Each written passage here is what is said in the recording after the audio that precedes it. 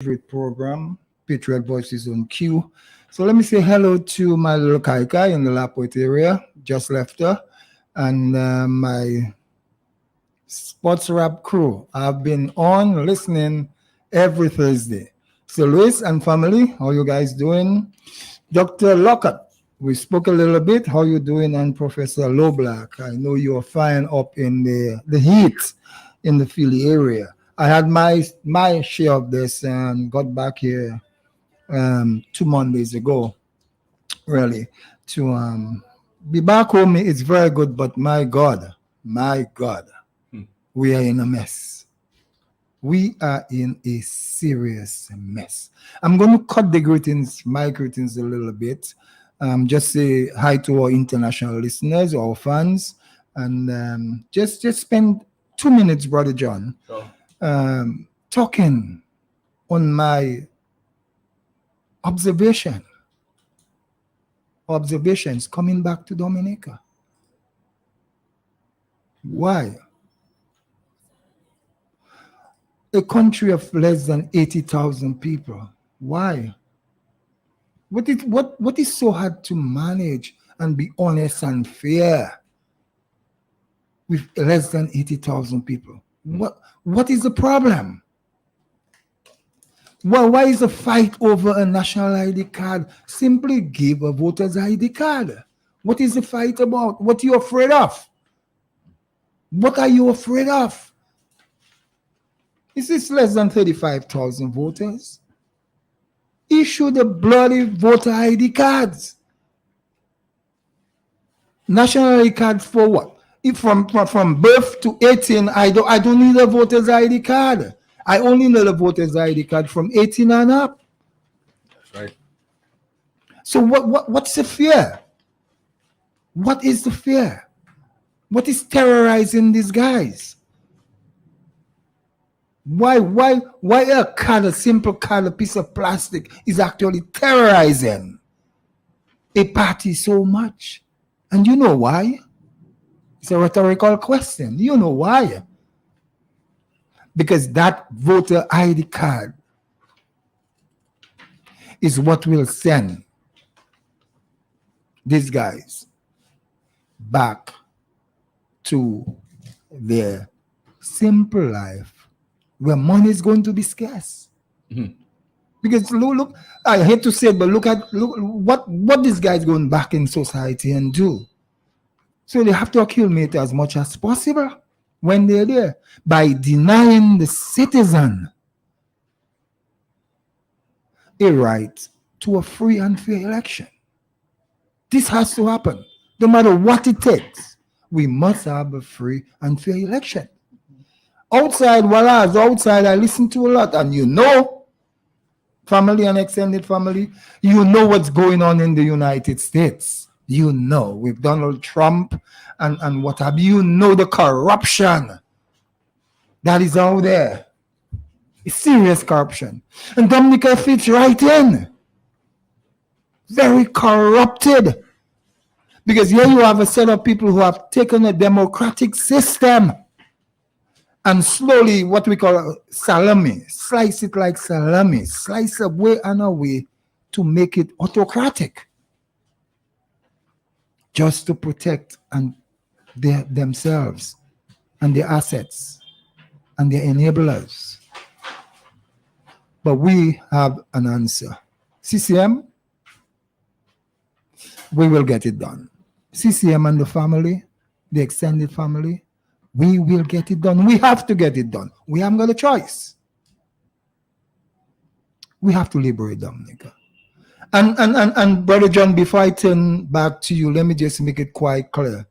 We are Dominicans trying to liberate Dominica from Dominicans. Can you dig it? Brother John? We are Dominicans trying to liberate Dominica from Dominicans. What a scenario. What a scenario. Brother John, you got it. All right, thank you very much, Brother John. Look like you come back with more fire, man. Huh? I'm not sure what you ate up there in the States, but you come back like you. Pizza. All right, friends. So now 6:17, 6:16 actually in the studio of Q95 Radio. And as customary, always open the lines to see who's out there. So we're going to have a 3 minutes, 4 minutes roll call. So you can just call in and register your presence. Just tell us where you're calling from and who you are. We'll greatly appreciate it. All right. So the lines are open now. Feel free to do so. 449-3095, 449-3096, 449-3097, 616-4257, and overseas number 305-432-9624. All right. So feel free to call at this time.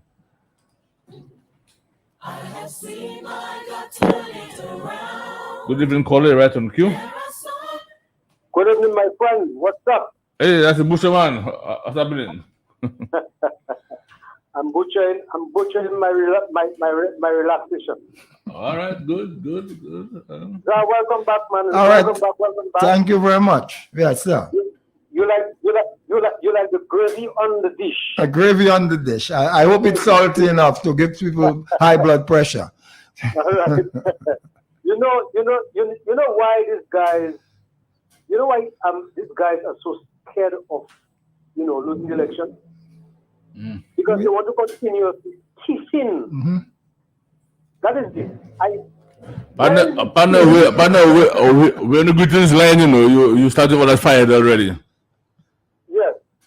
But that is what I'm just calling something to say that is their intention, and that is what they want to continuously doing. All right. Because we just sitting there today. All right. Thank you very much. All right. Thanks. Good evening, caller. You're right on cue. Good evening, gentlemen. Welcome back, Mr. Emmanuel. Yes, hey, what's up, Blue? I'm doing fine. Mr. Landa, are you in the house? Good night, Lavinia. Okay, how's that, Mommy and Jerome? Yeah, Mommy's okay. Listening, darling? Okay, then. Have a blessed night. I'm listening by. All right. Thank you very much, Lulu.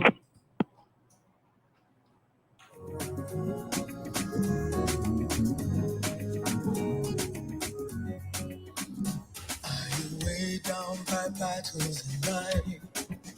Are you thinking of quitting the race? There is no need to give up on your journey, because I know my God will turn it around.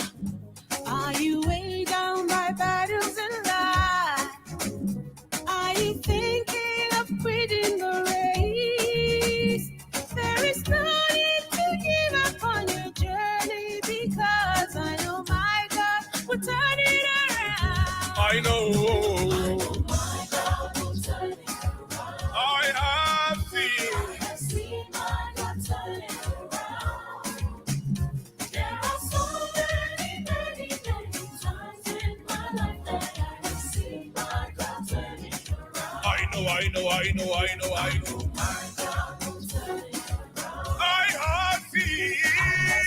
My God turn it around. There are so many. There are so many times in my life that I have seen my God turn it around. Have you suffered from disappointment? Have some people turned their backs on you? Just keep holding on to the one who cannot disappoint. I know my God will turn it around. Have you suffered from disappointments? Have some people turned their backs on you? Just keep holding on to the one who cannot disappoint. I know my God will turn it around. My God will turn it around. I have seen. I have seen my God turn it around. There are so many. Times in my life that I have seen my God turn it around. I know. My God will turn it around. I have seen. I have seen my God turn it around. There are so many. Many times in my life that I have seen my God turn Turn it it around. Are you thinking that you're all alone? Do you feel God has forsaken you? He has promised to keep you till the end of the journey. I know my God will turn it around. All right, folks, it's now 6:22. We're going straight into the spiritual message since the course is not coming through. So let's move straight into the spiritual message by Mrs. Jimena Fidal Valentine. All right, then let's get to the top. All right, so please take a listen at this time. Greetings, beloved patriots. Ma Dominic's glory is quickly fading, or maybe on the decline, albeit the Lord has been gracious to have left us a remnant per Isaiah 11:11 to 12, supported by Jeremiah 2:3 to 4. Though the current unethical climate is a direct reflection of Babylonian paganism, yet there remains a remnant. To arrest this leadership crisis swiftly, to thereby make waves in society, the remnant must possess these attributes: service to the one true God in spirit and truth, holiness, God fearing, and fearlessness, possess strong faith, trust, and obey God regardless of consequences, remain true to God even at the cost of their lives. As true leaders, they do not follow simply because everyone is doing it. They are resolved not to defile themselves. They possess supernatural knowledge and ability that cause kings and leaders to recognize the power, greatness, and sovereignty of the Lord God of Israel, because the Spirit of the Holy God dwells in them. In biblical times, kings used their wealth for political advantage to keep people in a state of constant fear. These leaders have nothing on the ancient kings, and this being proven by the incumbent electoral reform consultation presentation last month. That skit was a caricature of Daniel chapter 3, where the king decreed, "When you hear the sound of the horn, flute, zither, lyre, harp, pipes, and other instruments, bow to the ground to worship King Nebuchadnezzar's gold statue." So all the people bowed to the ground and worshiped. But some of the astrologers went to the king and informed on the Jews, the remnant. There are some Jews who have defied your majesty by refusing to serve your gods or to worship the gold statue you have set up. The king told them, "If you bow down, it will be well with you, but if not, fire burn you. What God will be able to rescue you from my power then?" The three young men, that remnant, replied, "We do not need to defend ourselves before you. The God who we serve is able to save us. He will rescue us. Not even if he, but even if he doesn't, you can be sure that we will never serve your gods or worship the gold statue." It is universally known what pursued after. The princes, advisors, and governors crowded around the three Hebrew boys and saw that the fire had not touched them. Not a hair on their heads was singed, and their clothing was not scorched. They didn't even have the smell of smoke. As for King Nebuchadnezzar, he praised the God of the three Hebrew boys and said, "God sent his angels to rescue his servants who trusted in him. There is no other God who can rescue like this," close quotes. If we can believe, Dominica will be rescued too. When authorities command people to do something contrary to God's word, you can be sure that those with remnants chromosome or DNA will innately resort to doing what Daniel and his three friends did in Daniel 3:16 to 18 and 6:6 to 10, stating emphatically, "We refuse to serve your God," close quotes. When authorities require people to do something contrary to God's word, only those with remnants chromosome will declare like the apostles, "We must obey God rather than man." Acts 5:29. Beloved, if there is indeed a remnant in the A, when leaders issue similar decrees, the remnant will respond similarly as Daniel did. This narcissistic King Nebuchadnezzar used religion thinking it would be a winning strategy to consolidate his worth while promoting self-exaltation and loyalty to himself. Hence, he called upon his wise men, his magicians, astrologers, and sorcerers to do the unthinkable. Not only were they required to remember or the dream of his legacy, but they were to interpret the dream as well or face severe penalties. This must have been a very grueling exercise. Ebe Coco Miguaj. These officers must have looked ridiculously pitiful to see their easygoing lifestyles flash right before their eyes if they didn't deliver what the leader requested. Ugly or not, they were required to make right wrong. And they all did their very best to do just that. Wasn't the consultation skit very similar?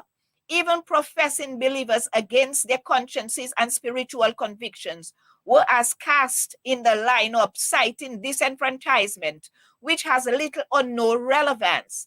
This model of enfranchisement is deemed as bribery and can never be sanctioned by the God we serve. To champion this narrative is nothing short of total compromise of moral values. Some may present Romans 13 argument which speaks about submission to the authorities, that those who rebel against God's established authorities bring judgment on themselves. However, scripture should never be used as excuse to strengthen the hand of wicked leaders. Our duty is first to God, and this cannot be overlooked. Per 1 Peter 2:13-17, governing authorities are installed as agents of justice to restrain evil by punishing wrongdoers and to protect the good of society. When government abdicates its proper function, it is no longer from God, nor is operating according to his purpose. Observe the parallels between Romans 13 and Hosea 8:4, which states, they have set up kings, but not by me. They have appointed princes, and I knew it not. With their silver and their gold, they have made idols for themselves, that they might be cut off, close quotes. Such leaders are possessed by the powers of darkness and are committed to do the lust of their father, the devil. They won't go down without a fight. They've got too much at stake. But with God fighting for us, who can be against us? The Lord God of Sabaoth will be in the fire with us. It is said that cowards die many times before their death. Living under these atrocious or dreadful conditions in Dominica is likened to a slow death. Thus, it behoves the remnant to arise to the challenge and repudiate their wicked rule. What is there to lose? Such leaders are to be rebuked openly. Remnants are like straight shooting snipers. They do not mince words. Quit the pretense. Put the charade to rest. Let's put away all religiosity and stop quoting Romans 13 and 1 Timothy 2:2-3 inappropriately. Let's reason together and address the matter. For this is good and pleases the Lord, our Savior. Iron sharpens iron. If your sword is blunt, then sharpen it, for judgment must be executed upon those who have committed vicious crimes in the land. Call a spade, like the ancient prophets John the Baptist, Yeshua, and the apostles did. Thanks again for listening. Peace. Right. Thank you very much, Mrs. Jimena Vidal Valentine, for yet another powerful message. We do appreciate the time and the effort that you take. And I'm having this message ready for us every week. And of course, pro bono. All right. And the people out there do appreciate it. They call and they always sometimes even ask me to forward it to them. So that's how much they appreciate the message. All right. Leadership crisis in Dominica. Took a few notes, Mrs. Valentine. And that is the advantage of getting it before the actual starting time of our program. Brother sir, is there a leadership crisis in Dominica? There is, right? Right, and that's something that we need to seriously address. That is why the country is where it is right now. She spoke of biblical times where kings used their wealth and political advantage to keep people in a state of constant fear. Now, I'm saying to you, patriots, that it is happening right now in Dominica. We have, for example, the so-called housing revolution, where people who get these apartments are not free to live in it as they want. They live there and they have no titles for these apartments. So the government or the prime minister have them by the neck. There's a leash on them. As a matter of fact, these guys can't even put the radio on Q95 radio. They can't even tune on. to Q95. Seriously, it's not like a joke, but it's serious. And if they do, they must play it very low so the neighbors won't hear.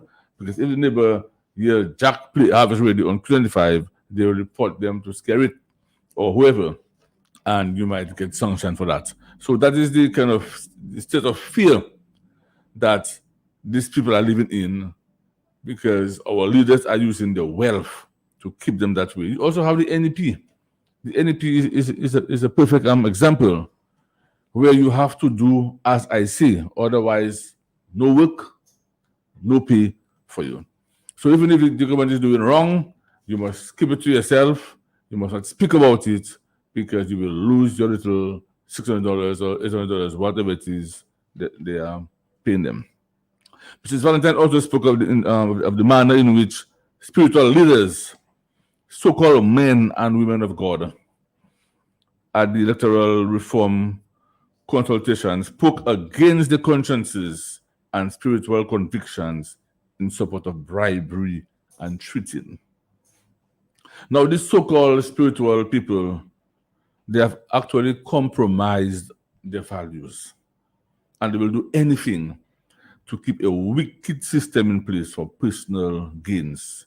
In other words, they have chosen man over God. By their doings, they will, or rather they are hindering unbelievers from coming to Christ. Okay? Because how can I sit in a church of Christ? How can I sit in a church and listen to some of these hypocrites preach? There's no way I can go to a church and your partner, his name Thomas. The hypocrite. The hypocrite. I will not feel comfortable. I know what this guy is supporting wrongdoings and others like him. They are supporting a wicked system, wrongdoings. And I'm sitting there and listening to you preach to me. Because you're worse off than me. How can I listen to you? And that can cause a lot of persons not to even come to church or to serve God. I'm not saying they're right to do it, but it can cause you not to have that desire to go to church because of the preachers, the people that are preaching. So I'm saying that to say that as a man of God, you cannot or you should not be supportive of wrongdoings. You should be godly enough to call a spade, irrespective of the consequences. Okay? Say it as it is. Speak your mind. Speak your conscience, and not what you want your earthly father to hear. Honor your calling and serve your God in spirit and in truth. Brother, I have a few words. Yeah, me too. So thank you. Very good commentary, right on target. And as usual, I throw in my little understanding of scriptures on a historical basis, really. And I must say that if you do not understand the historical environment, scriptures are written, you will not understand the Bible. Mm-hmm. You must understand the history of the Bible in order for you to understand the Bible.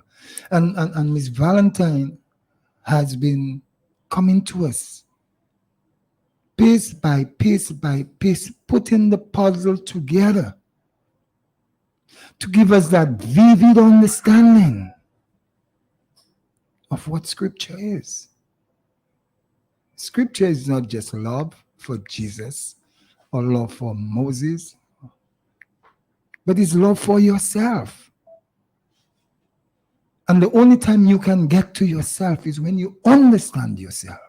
So let me just say a little bit of what I think Ms. Vidal is really getting at after I give this basis, this context, this guardrail for the discussion. The golden statue. We call it the golden calf. And for those who have that understanding, particularly in Egypt, after the Hebrews had left under the leadership of Moses, when Moses went up to the Ten Commandments and he came back down, the people had gone back into the worship of the golden statue. It's the golden calf. Mm-hmm. And it's not new. It's not old. It is always there with us. And the resemblance of that golden calf is exactly those folks who claim to be spiritual in that consultation, informing us that the calf is ours. You know that? The calf is ours. Heaven Father, that golden calf, that sovereign funds, the money coming from the sale of passports is the golden calf. And those religious folks are in the belly of it. They cannot do without it.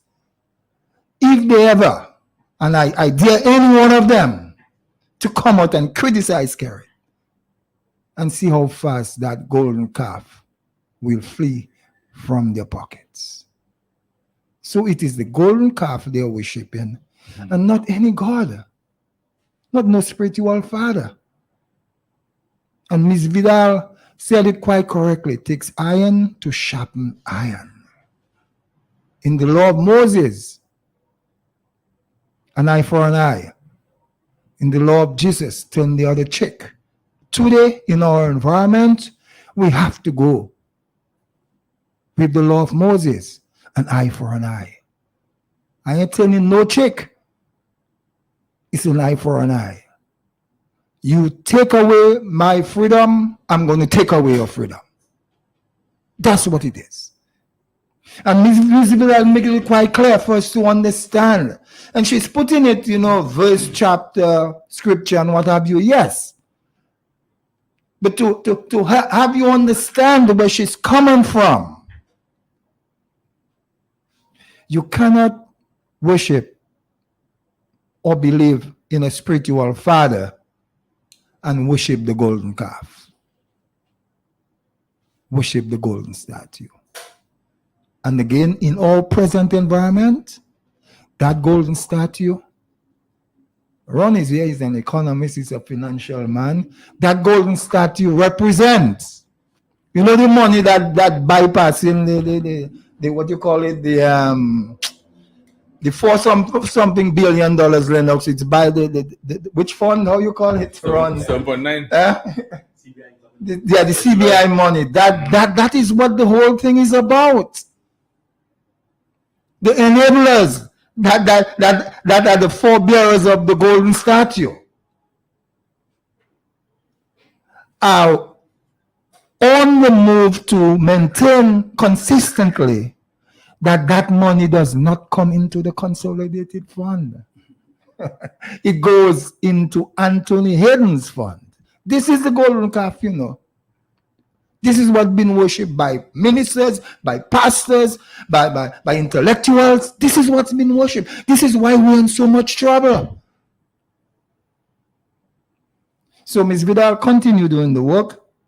And Brother John, you had a very, very, very, very good interpretation. I see you're right under my pastor cloak. Huh? that is fantastic. Guys, again, it takes iron to sharpen iron. You cannot sharpen iron with wood. You can't sharpen iron with wood. That's correct. And this is the point Ms. Vidal is making. This is the point she's stressing in a message to us to liberate Dominica. You cannot sharpen iron with wood. Brother John? That's correct, brother sir. I know you always give a good account of yourself when it comes to that spiritual message. So thanks again for always keeping us informed and giving us the right interpretations and your piece on the message. All right, folks, it's now 6:41. We really have to rush it because I want to have Mr. Land on at 7 at latest. So we really have to go through it very quickly. Okay, so let me just get that opening page queued up and we shall have it together. So many times in my life that I have seen my God turn it around.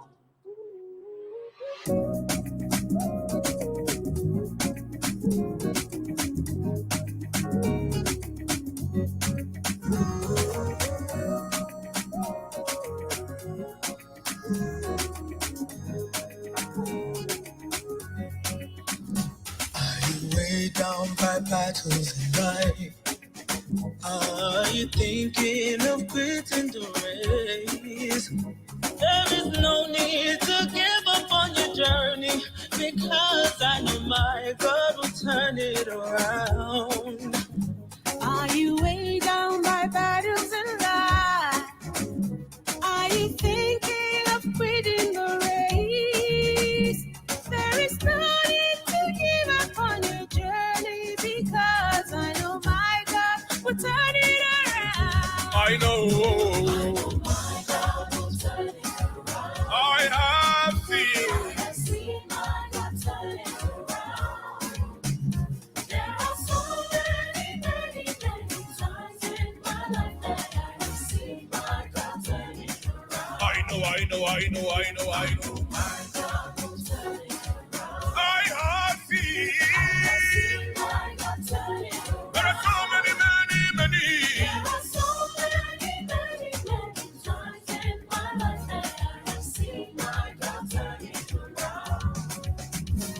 Have you suffered from All right, folks, it's now 6:43. We have to go quickly, and so we're going to air the opinion page and have a few brief comments on it.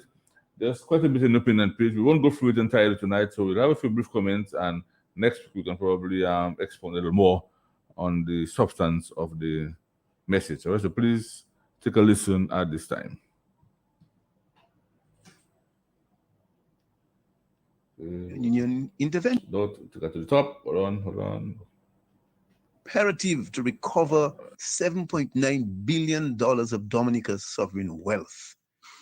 On the verge of Dominica's independence in 1978, the first Prime Minister, Roland Patrick John, announced that his government would respect the rights to life, liberty, and happiness, and would build an economic system that was neither capitalist nor socialist. For 20 years thereafter, successive governments have, by and large, implemented an economic system that provided the enabling environment for the private sector to create employment and generate wealth, while government focused largely its public investment in infrastructure, health, services, agriculture, and education, and so on. The outcome of these policy directives was the creation of a signature public health system that offered medical assistance even to the wider Caribbean. Our economy saw the emergence of a formidable middle class from the ranks of farmers, hoteliers, small businesses, and entrepreneurs in the distributive trades and many public officers. Today, it seems that all features of capitalism or socialism have disappeared and have been replaced by a public administration arrangement that is described as a culture of rank bobolism. The public health sector is in crisis. The middle class is demolished. The indigent class has expanded. And one man, yes, one man has grabbed the ownership of Dominica's sovereign wealth and delegated authority for its management and control to foreigner Hayden Abdullah, while resident citizens are held hostage and remain destitute. When will about 10,000 of the resident citizens of Dominica begin to fight back collectively against the unceasing strangulation by this Roosevelt regime? When will citizens resurrect that national consciousness that embraces the right to protest as part of the people's democratic ammunition? With the imminent collapse of the passport selling industry, it is envisaged that no one will be left unscathed. Bus drivers, truckers, public service employees have all witnessed the reduced size of their disposable income, and the credit union movement is threatened with taxes on its savings portfolio. In his former capacity as leader of the opposition, Lennox Linton has presented to Parliament irrefutable evidence of gross misappropriation of national revenue derived from the sale of passports. That amount has accumulated to $7.9 billion for the period 2016-2017 to 2021-2022. Is not Roosevelt's personal involvement in the sale of Dominica's passports an act of gross financial misconduct? In misconducting the affairs of state, Has he not placed his short-term commercial interests over and above the long-term security of our country and its citizens? Misappropriation on that scale and magnitude is unprecedented in the history of public accounting in the Caribbean. According to Ralph Gonzalez, transactions of that nature, where the emblem of nationhood is impacted, is tantamount to prostitution of a country's sovereignty. Even a known pimp, a political pimp, is a beneficiary of proceeds from passport racketeering. But the impact of misappropriation is much larger than the numbers suggest. Today, the public accounting system has been destroyed, and Dominica's socio-economic structure is fractured between patriotic citizens who are dedicated to sustaining the rule of law and a smaller group of citizens who conspire to maintain Roosevelt's deranged agenda to make Dominica a passport-selling depot with zero accountability. And amid the mountain of evidence pointing to the inevitable demise of the passport-selling business, there is absolutely no evidence that this regime intends to take any credible measures to avert the catastrophe.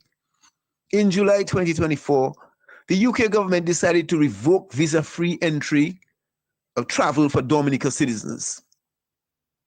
The authorities cited clear and evident abuse of the CBI program, including granting of citizenship to individuals known to pose a risk to the UK, unquote. Soon thereafter, the European Union presented new guidelines for countries offering CBI programs aimed to enhance safety and security of its jurisdiction. Among other things, the guidelines specifically require that the investment funds must be directly transferred to the host.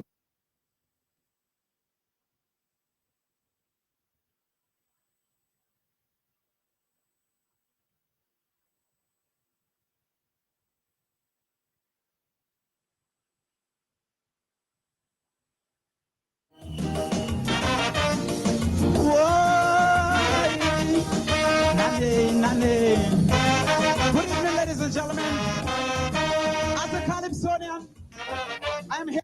All right, folks. Sorry about that. Let's go again. The remnant will And not be diverted into accounts in any other country, thus ensuring transparency and legitimate usage of the funds, unquote. They must have heard the unrefuted claims by Lennox Linton that more than 90% of revenues originating from the sale of passports is not captured in the consolidated fund. Patriots, we are in a bad place. As necessary as these sanctions and guidelines may be, they are insufficient to restore the application of the rule of law and sustainable public accountability. We the people contend that the sanctions do not go far enough. In the interest and welfare of Dominica, the sanctions should be supplemented with specific measures targeted at impacting the despotic, abusive leader himself and his enablers, who are without doubt responsible for the behavior that has offended the international community. We must bring closure to this high incidence of excessive malpractice in governance. It is imperative also that senior public servants, such as the financial secretary and the cabinet secretary, be made to answer in court for aiding and abetting the financial abuse. We, the citizens, must stand up and organize to show the international community our collective determination to recover at least $7.9 billion of the country's sovereign wealth. Like the people of Gabon, we must put an end to this family financial abuse of state resources. It's just too much. Roosevelt must go. Clear the way. Let Dominica breathe, my brother. Clear the way, clear the way, clear the way. That reminds me of your partner Eustace Thomas Way. in the 90s, 80s, when the Freedom Party time. Actually, I had that song in church, clear the way, let freedom come. I will tell you what people tell me, I was right there in church, clear the way, clear the way, clear the way, let freedom come. Long time that man talking shit, in church. You mean Thomas the hypocrite? The man is a politician, man. Yeah. All right, people. Yeah. So quickly, as we said tonight, describe had a very good message, and we have to thank him for that, of course, for the efforts and the hard work in getting the message out to us. He had decided that he was taking a sabbatical, but apparently the pen must be itching, and he decided, no, I have to put something down, put pen on paper. But I said so, I said he was going to get a GoPro, You got it.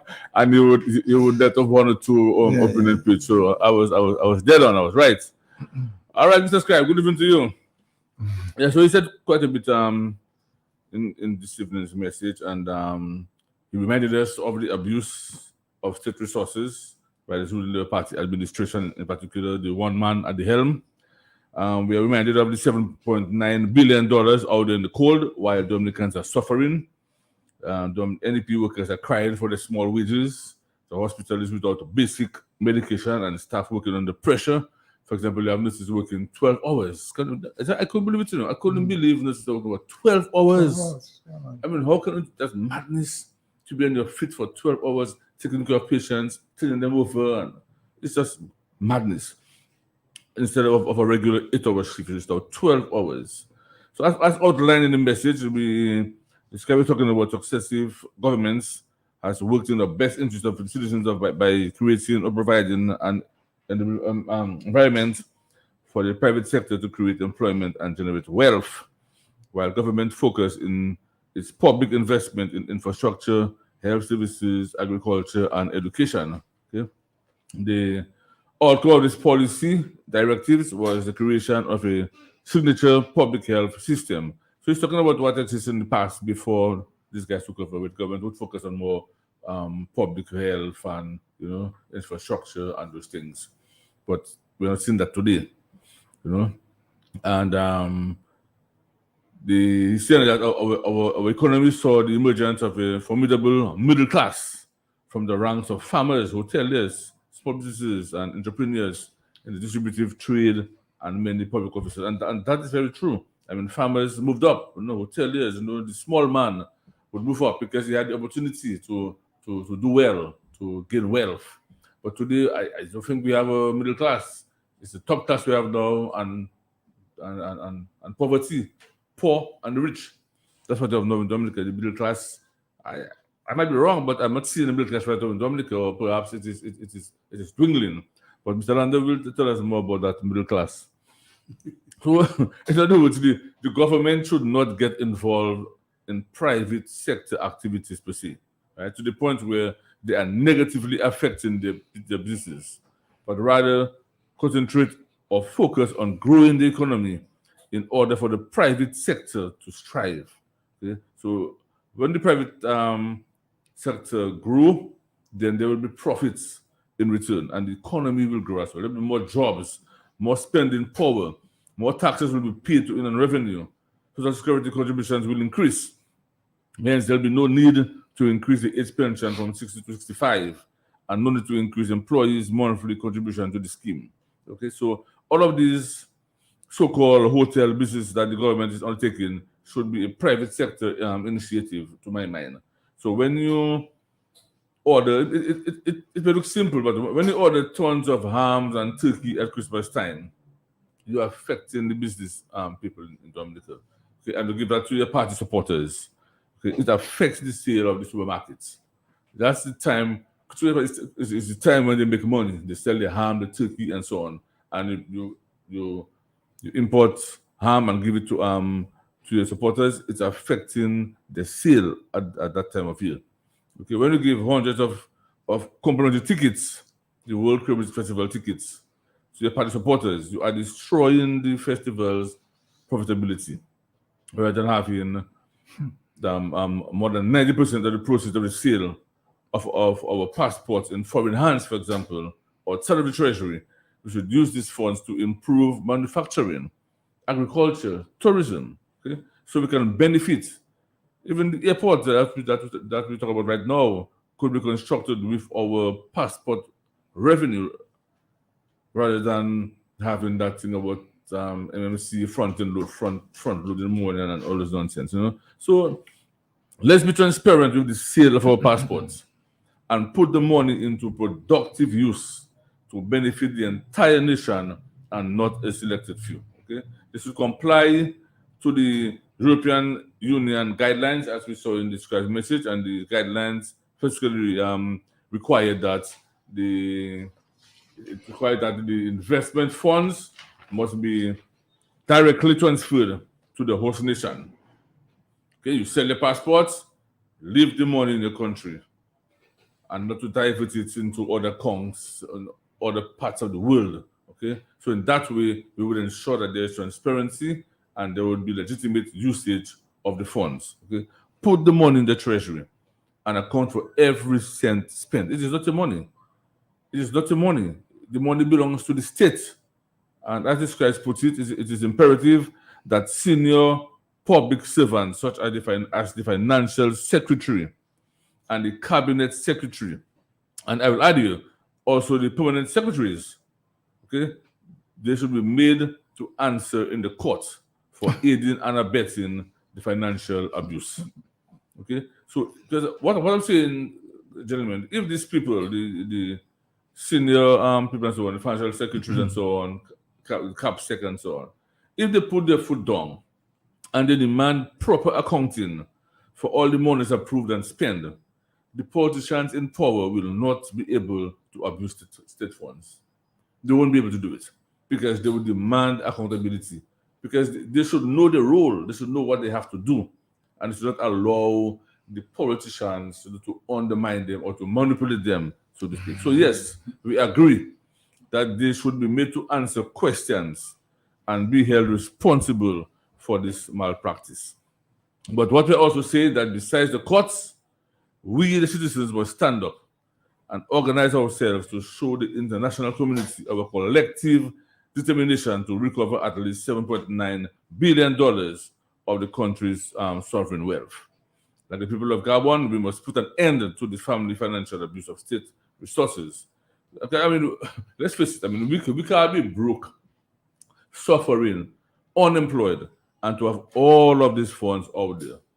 I'm saying to you, patriots, listen, public, it is time for us to take a stand and for us to get back our missing $7.9 billion in the treasury of Dominica so we can put it into good use.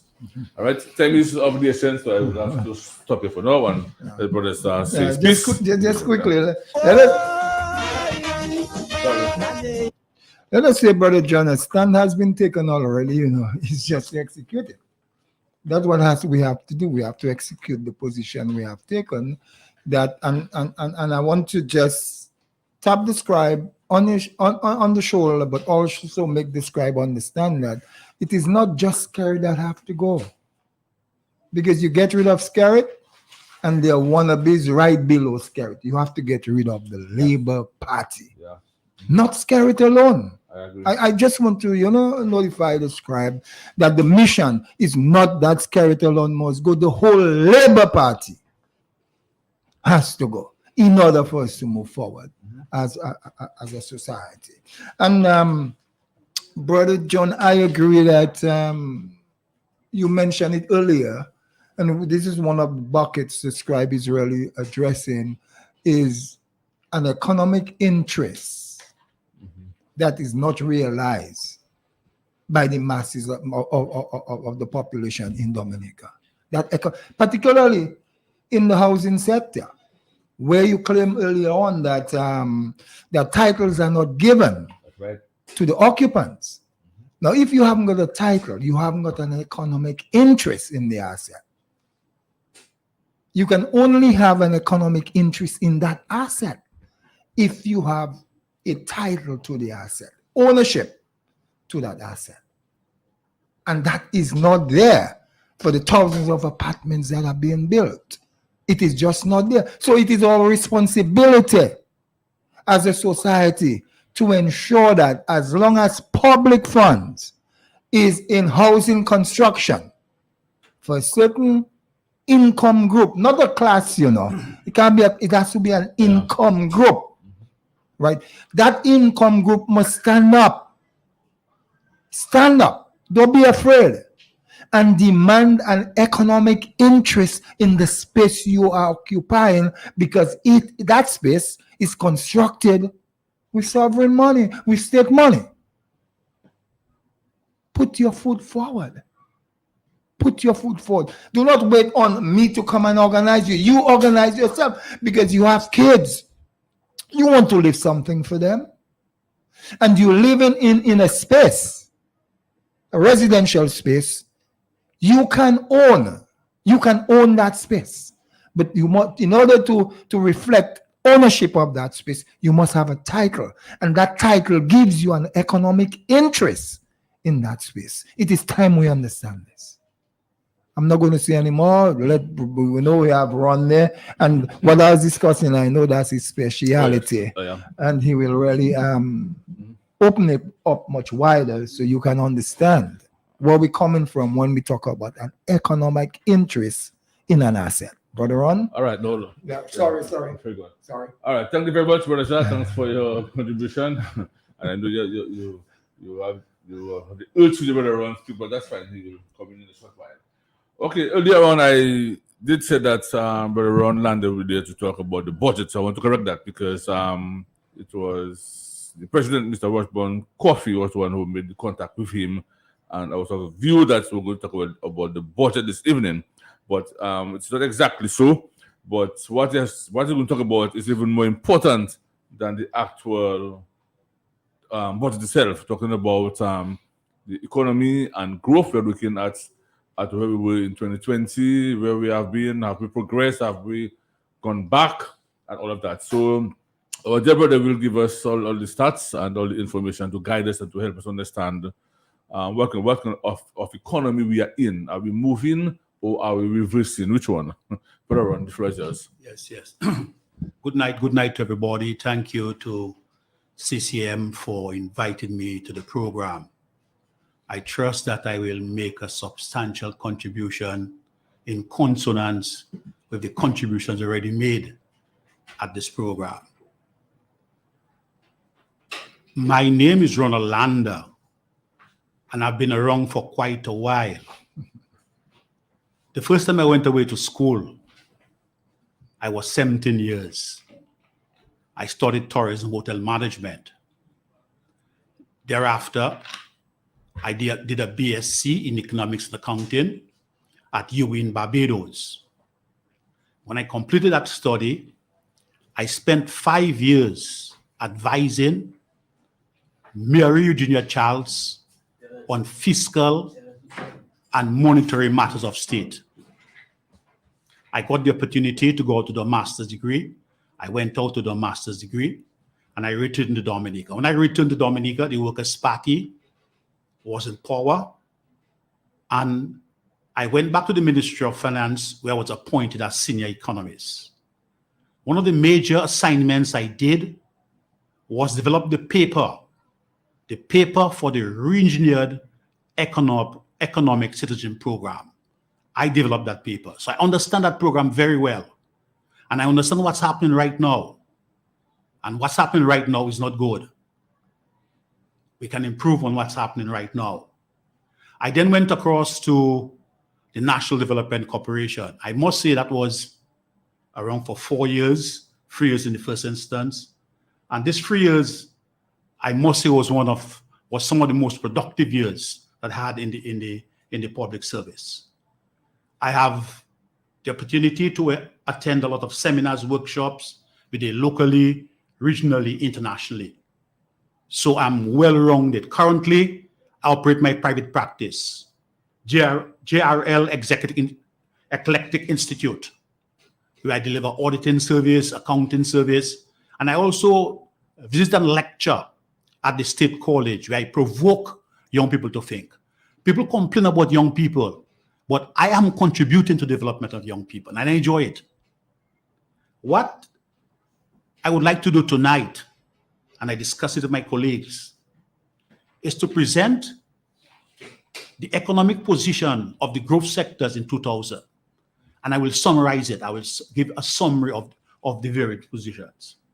Let's look at agriculture first. Agriculture was our main export crop, specifically bananas. And you will see lines of vehicles by the Deepwater Harbor delivering bananas. And consequently, there was a growth in society. Earlier, you spoke about the middle class. You saw farmers being able to take care of themselves, take care of their families, send their children to school, high school, university, whatever. And they were growing in that area. And one of the most important things, because of the income from bananas, it allowed them to look at other crops. There was a sort of cross-subsidization. So they could spend some more time on plantain, on root crop, on citrus. And at the end of the day, there was a total development in agriculture in Dominica. That was the situation that existed in 2000.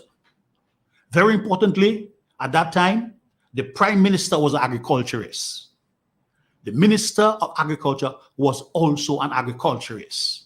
So guys were putting extra effort in the development of agriculture. They understood agriculture and they were developing agriculture. And this is what existed in 2000. In the area of agro-processing, you had Dominica Colgate Palmolive in full flight. Dominica Coconut Products was doing so well. People from Maro and adjoining villages were doing so well that they forced Colgate Palmolive to look at them as a competitor. And consequently, Colgate Palmolive came in, invested in DCP significantly, got DCP to a very high level, but we did not continue to monitor DCP. And we'll speak about that. But at that time in 2000, DCP was in full flight. Bello products, Bello. I've got to buy pepper oil from St. Lucia, similar pepper oil from St. Lucia. What to Bello products? Bello at that time in 2000 was so productive that they developed a new office. They were operating mainly from Castle Comfort. And they went into the Kenville Industrial Estate. They were expanding. That was the position of Bello in 2000. Benjo Simos.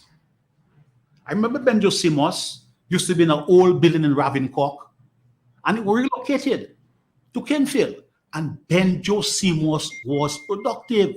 The guy was not containers of products. This is how you move a country, by getting stuff out of the country. Dominica Essentials and Spices. That was another area that was in full bloom. Banis Farms. Banis Farms was involved in banana processed products, and he himself was coming on very well. So that was the situation that existed in agro-processing in 2000. Also in 2000, there was an emphasis on the information and communication technology, that particular area.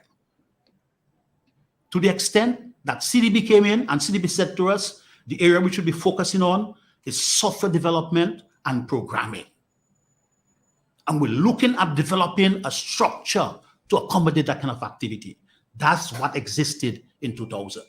Some of the areas, I can speak about them with great authority, because during that time, I was director of industry at the National Corporation, and I directly dealt with Bello products, Benjo Simos, essential oils, Banis Farms. So I can speak about them with a certain level of authority. We move on in tourism. We view tourism as one of the major growth sectors. In 3 months, the studies, analysis, and plans for international airport by Stanley and Planning was developed. 3 months, 3 years, well-developed plan, to the extent that I went to a meeting in Antigua and I raised the question about a system. We reached the financing stage. I raised the question about financing from the CRIP. At that time, the EU used to give 2 sets of funding, NIP, National Indicative Program, and the CRIP, Caribbean Regional Indicative Program. And I raised, and everybody said they're going to contribute. They're prepared to contribute to development, and that is where we were thinking at that time. How could we deal with those particular areas? Another major area we were looking at is cultural industry. And we use as a main pillar the World Creole Music Festival. And the World Creole Music Festival was a different animal. It was so well organized. We'll see what happens now. Also in 2000, you had the presence of Ross University. Ross University, very important economic indicator. We should develop that in medical school. We should build a medical hospital in Portsmouth with Ross. We had 5 commercial banks. We had 5 commercial banks. Vibrant credit union movement. All little credit unions were operating on their own. The commercial sector, all our commercial sector was controlled by Dominicans. Only when you go in the shops, wherever it's Dominicans doing the work. The construction sector, also dominated by Dominicans. We're building something, we're building a house, anything we're building, Dominicans involved. We had a stage where we were producing water, Lubeer water, a lot of water, beer, kubuli, soft drinks. We were producing all water-related products, either Dominica Brewery or Josephine Gabriel. That was in 2000. So you could see a certain level of vibrance, a certain level of activity in 2000. If now you look at the current situation, what's happening right now? Even if your national debt grew from 600 million forced to 600 million to over $1 billion national debt, you see Mr. Linton has been talking about over and over again about the money that's missing from CBI. Nobody's saying anything. The man is coming out over and over saying you're missing $8 billion. Somebody, the financial secretary, somebody come out and say, the minister of finance, come out and say, that is wrong. That's what we did with the money. We need to do that. Before that, there was a lot of money coming in from Chavez, from Gaddafi, a lot of money coming in. So this government has had the ideal position because of a high level of discretionary working capital to transform the economy. What has happened? What's happened today? If you look at agriculture, what's our main export crop? I told you what was in 2000. We know in 2023. What's our main agricultural export crop? We do not have a major agricultural export crop. DEXA does something on the marginal exports, nothing much to do with that. You see situations where we are now with our bananas, St. Lucia and us, there was black Sikatoka, and St. Lucia was able to deal with black Sikatoka, but for some reason, Dominica was not able to deal with it. So St. Lucia continued selling bananas 10 years after black Sikatoka. When black Sikatoka hit us when they were 204 thereabout, everything has disappeared. And every year you change the Minister of Agriculture. So there was nobody to bring the process forward. And as consequently, bananas has disappeared. Luckily, you might get 1 or 2 bananas to eat. But other than that, bananas has disappeared. You see situations where our agriculture, where we used to take care of agriculture, but strangely, Haitians have come in and taken over agriculture. And they have poor practices, over chemicalizing, over fertilizing, cutting off trees and so on. And this is creating problems in the interior. And we're not paying attention. That's what's happening right now. Critically, what's happening right now. And this thing that we've got to deal with. Look, agro-processing. What's the position of agro-processing? DCP has shrunk to a very, very small level. All they do is production of soap. What I would like to see is first to use some of that $8 billion from CBI to invest in DCP with the backward linkage of having a proper coconut industry, developing the coconut industry, and getting the thing going again like it used to go before. That's what I like to see. Bello and Benjo, where you see Bello and Benjo in your now? They've disappeared. Dominica Essentials Spices. What is he doing now? Bello. Where?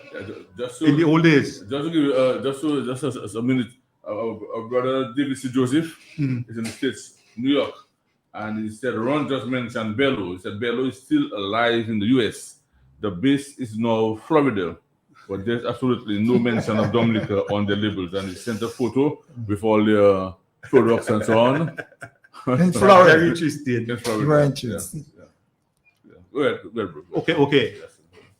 Information and communication technologies are such a very important area. You hear nothing about that. Nobody's talking about developing software development, programming. Nobody's talking about that. And challenge our young people.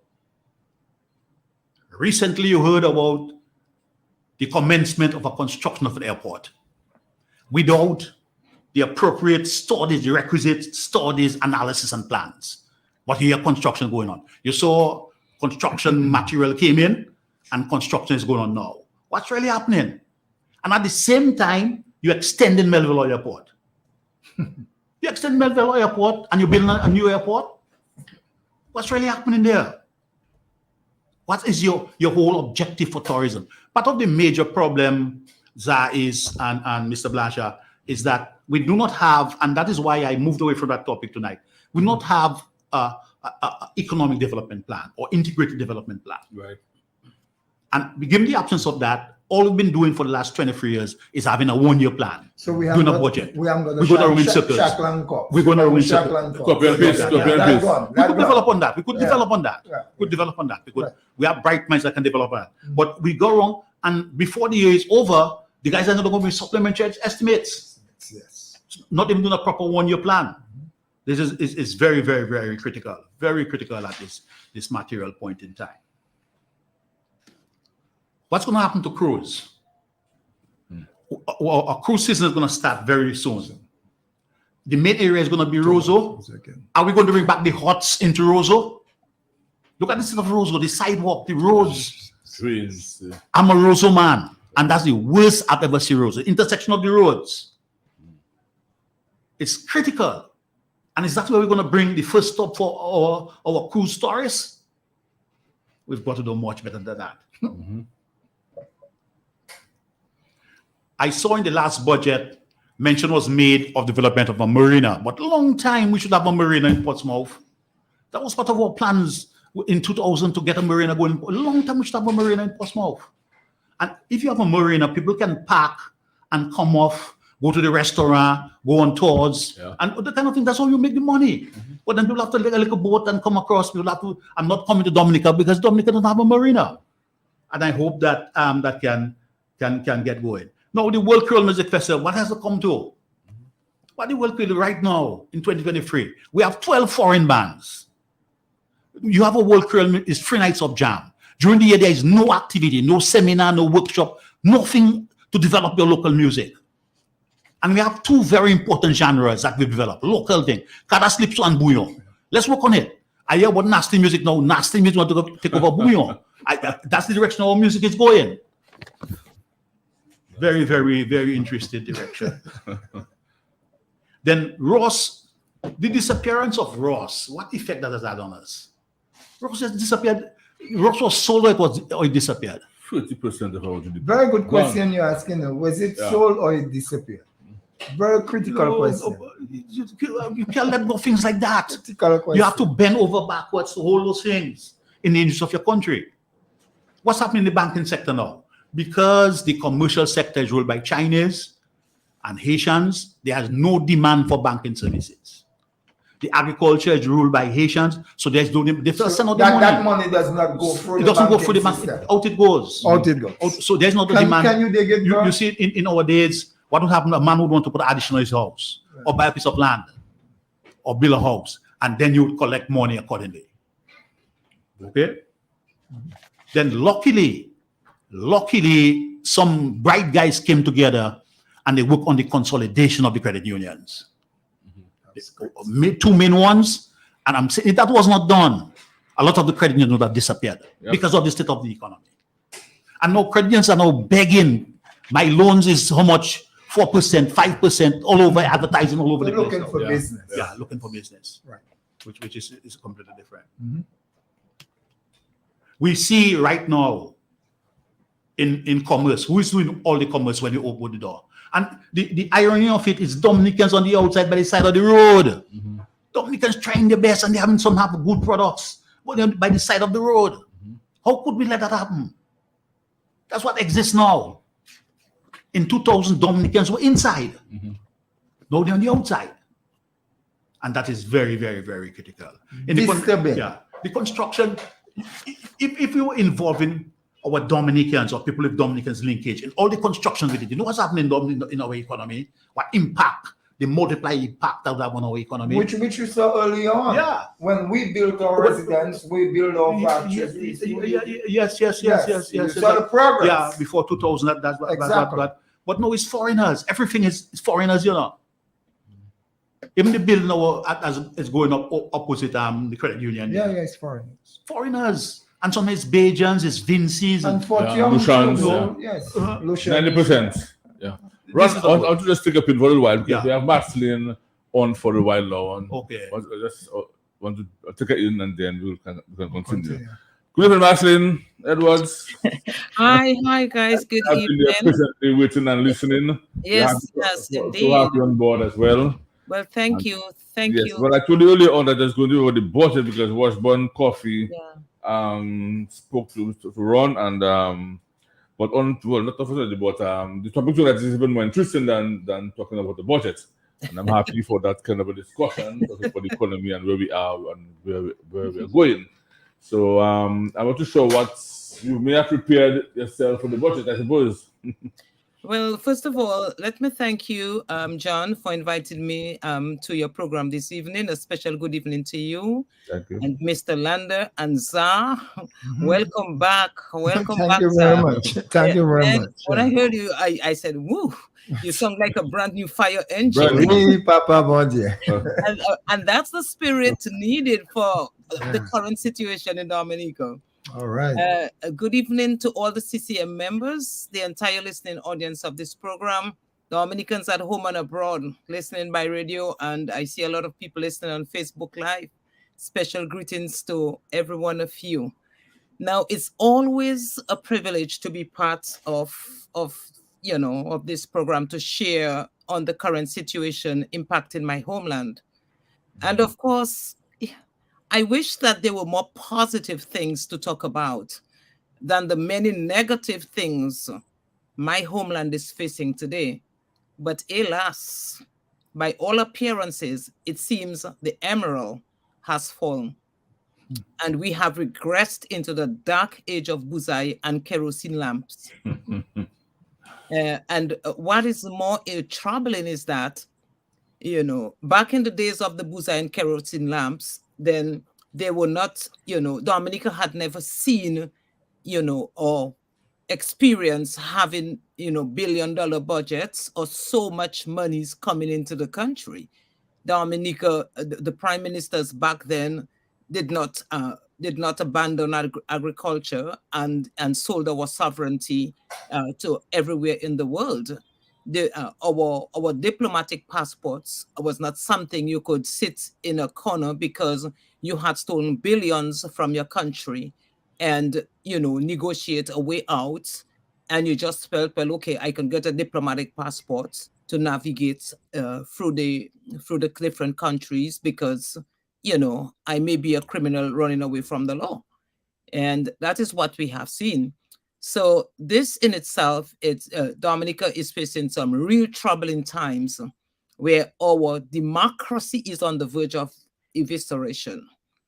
And that calls for the immediate awakening of the minds in a collaborative effort.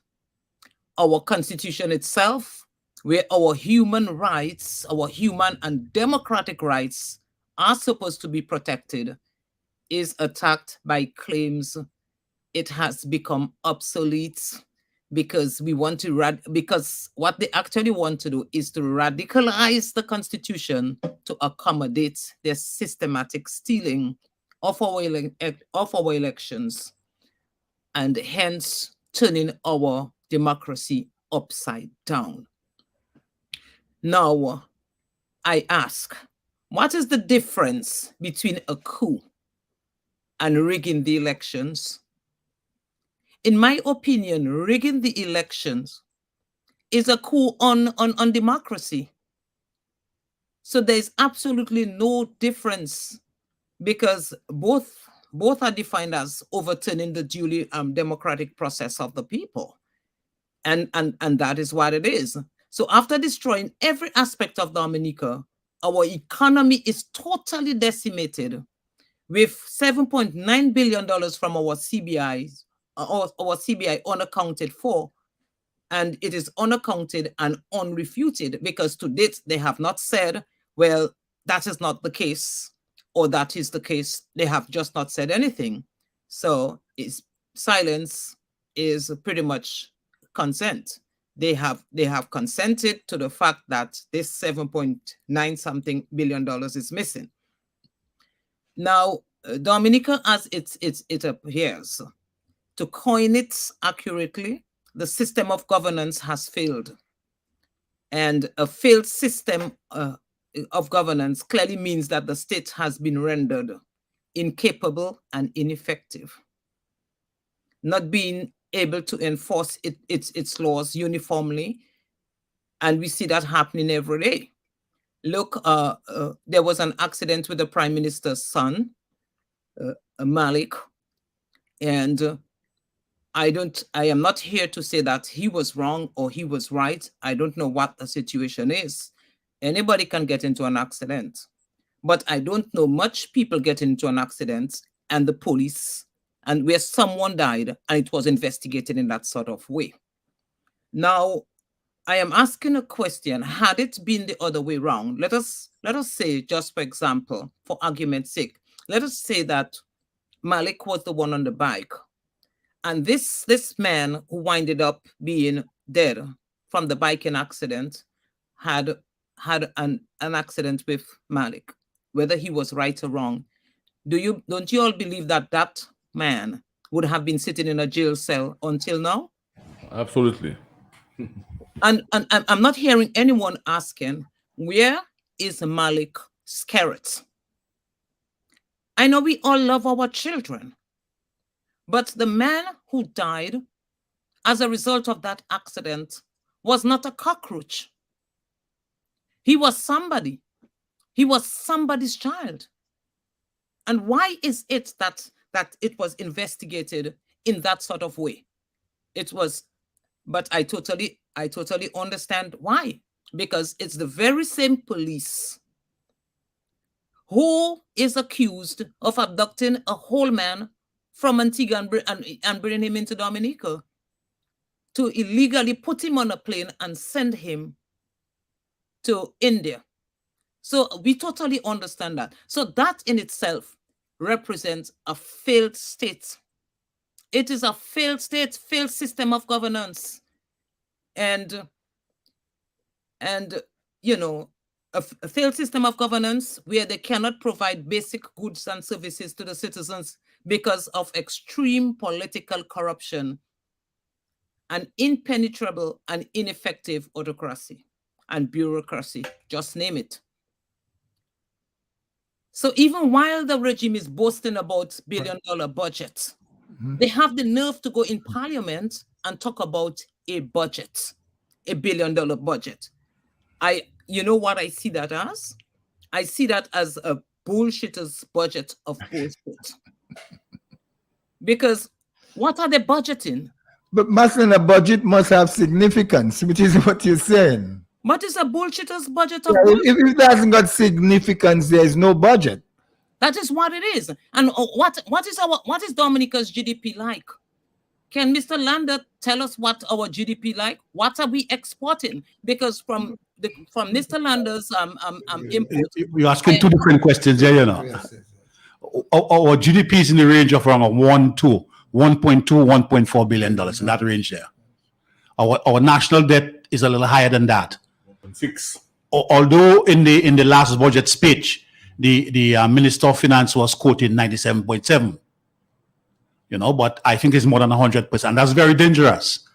And the most significant thing here is that with the GDP, some of the major areas is being contributed by foreigners. The GDP is just the value of what you produce. It's not what you use in the country. It's what you produce in the country during the course of the year. So if your foreigners are producing a lot of construction and that is going out, produce a lot of agriculture and that's going out, wholesale and retail, and that is going out, your effective GDP that would be impacting on your economy to have the multiplier effect is reduced considerably. So okay, so there it is. Yeah, go ahead, Maslin.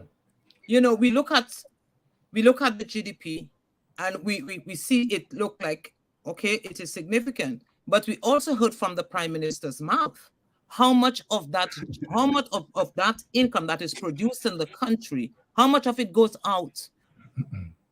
How much of it goes out? And I have the figures somewhere. I've taken the note of the figures somewhere. But he had the nerve to tell Dominicans, this is how much of your money is being sent out of Dominica. So from what we are seeing, from this big budget of bullshit, we are not seeing it on the ground in Dominica. It is not materialized on the ground in Dominica. It is not tangible in our economy. And that is why Dominica is like that. Look, you tell me you're quoting billion-dollar budgets, and you cannot, you bought the electricity company, bought the shares, and you cannot even run the electrical plant. Domlek, they cannot even provide electricity to power up the nation, which is another failed necessity.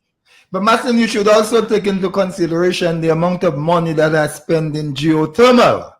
But and up to now, we cannot get an ounce. Well, that is where we come in, because all we have been hearing about is geothermal, boring a few holes in the ground at the cost of millions.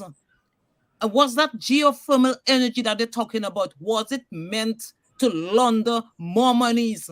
Was it meant, because how much have they spent on geothermal energy? For nothing. I don't think it's geothermal they want to talk about. It may be geometry or something they want to say. So now we know it's just another word, just like climate resilience. You know, remember when they were stuck on climate resilience? You know, so now they have put geothermal energy, which is a new addition to their dictionary of bullshit.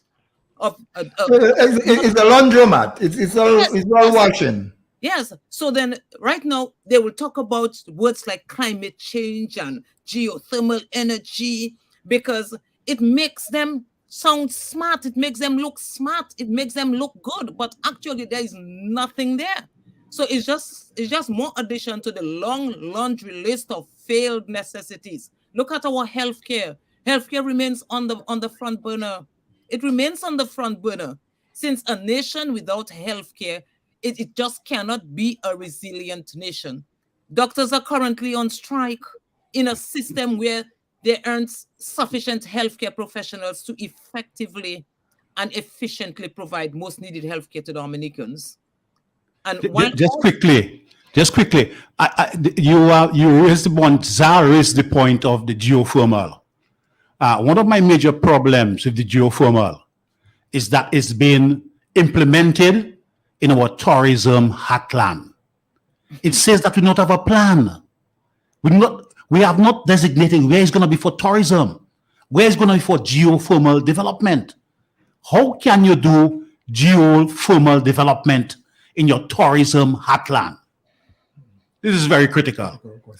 Well, I don't think they had any serious these people. Once they talk about something, you know that is not anything to fly with, because everything that is of sentimental value to Dominicans, they're trying to destroy it. Now they're talking about a water park developing the botanical gardens. Are these people for real? Are they really serious?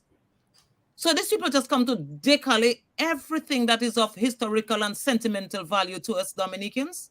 So what are they trying to do? And Maslin, the knowledge you are actually sending out at this minute is very, very helpful to the development of the national consciousness to move Dominica in another direction. Because the direction Dominica is going, according to it's failed.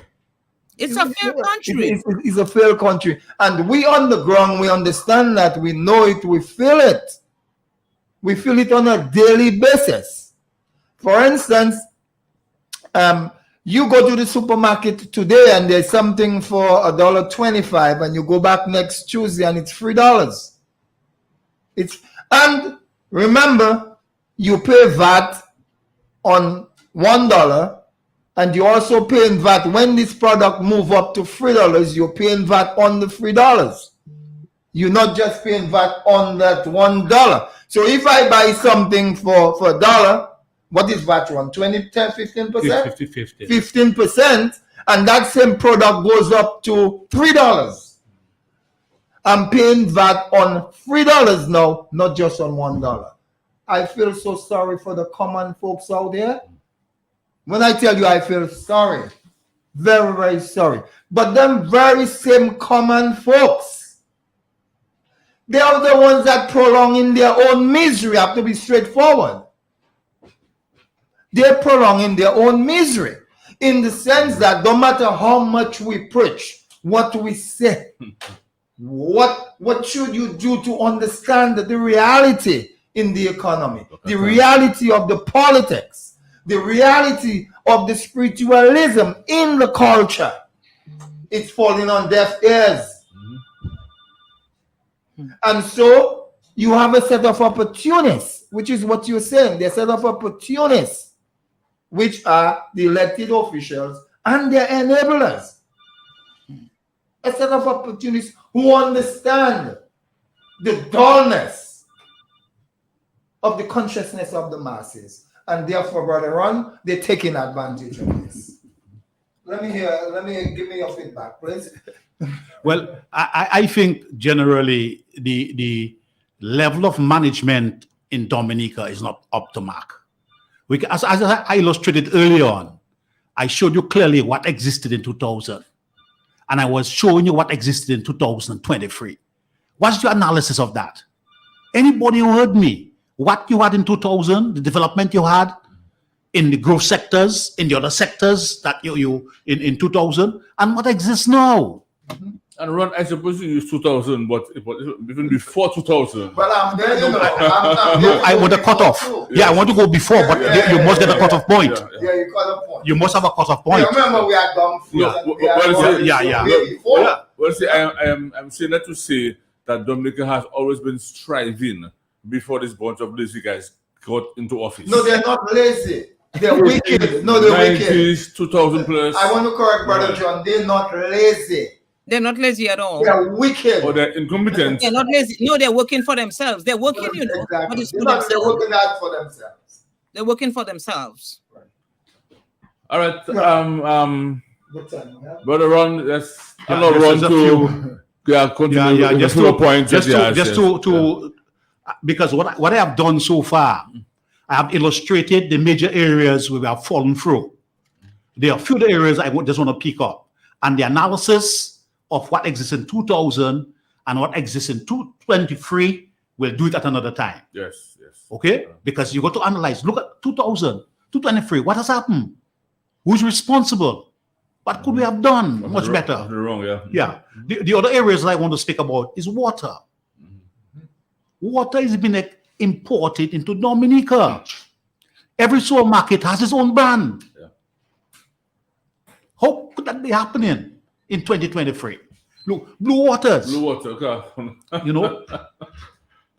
I have two happy right here. I hope everybody can see it. There's blue here, there's two happy here. That's local. That's St. Lucia.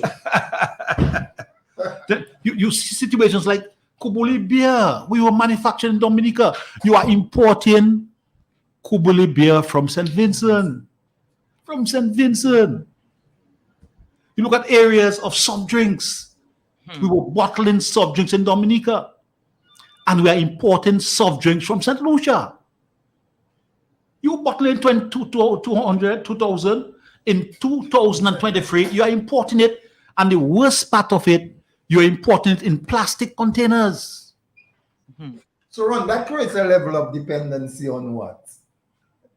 What is the source of income to create that? Exactly. What creates that? What creates that? Exactly. You know? And it's running short. Yes. What creates that is running short. Yes. Right. And that's going to be a major program. Yes. But you know what? You know what it is? While all of this is happening, they they are they are building, mansions, castles, every one of them and the henchmen associated with them seem to be operating in a different economy than the rest of Dominicans. So what they have actually done with the level of corruption that is in Dominica, it's like they have totally eviscerated the financial aspect for the private sector, because they have been in constant competition with the private sector. When you tell me you remove public works, you destroy public works to put it in the hands of private persons. Meanwhile, everywhere in Dominica is falling apart. The roads are falling apart. The city looks like according to Trump, like a shithole. Everywhere is falling apart. With all that money that passed in Dominica, you mean to tell me the gutters in Roseau are like that? No, man. These people representing at the helm of the country, they are nasty and unambitious.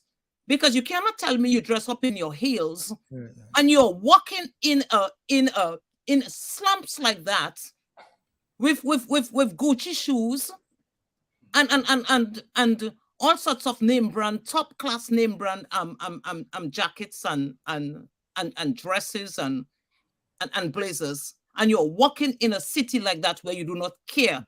Stray dogs, the mentally ill. It is a place of when you look at it, you can see the hopelessness on the country. You can see nothing is happening. Nothing. But remember, Marcelin, the dictatorship takes care of the dictatorship. If there's anything else we can say, right? Listen very carefully. The dictatorship always takes care of the dictatorship. Now, with all the holes in Roseau, with all the Gucci's and the high heels and what have you, there is one important thing taking place. What you have just outlined, the reality is that it is happening. The place is breaking down. That's the reality. It's happening. The question then becomes, how do we get rid of those who are causing that destruction, both physically and mentally? How do we get rid of those that are causing this physical and mental destruction of a nation? We are seeing a nation going to hell in a rum basket. It's going to hell in a rum basket.